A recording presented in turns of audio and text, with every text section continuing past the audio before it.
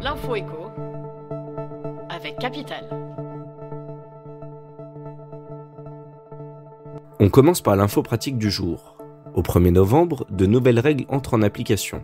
Sachez que la trêve hivernale débute aujourd'hui et se termine le 31 mars 2024.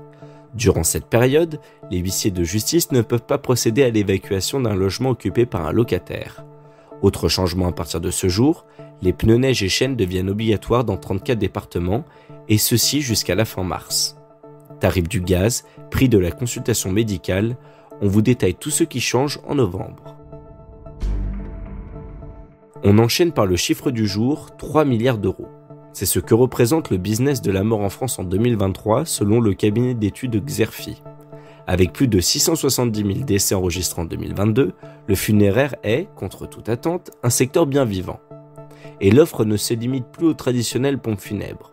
QR code au cimetière, funerals planners ou encore cercueil en champignons, pour la Toussaint, Capital fait le point sur ce marché un peu spécial.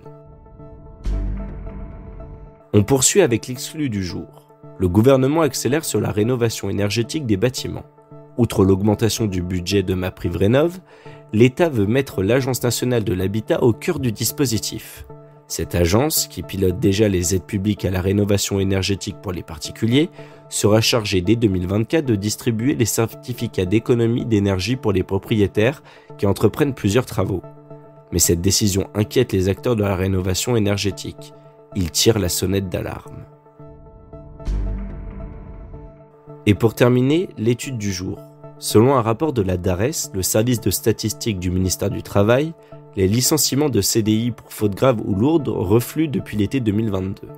Cette tendance s'observe alors que la nouvelle loi sur l'assurance chômage a mis en place une nouvelle procédure de présomption de démission pour les salariés en abandon de poste.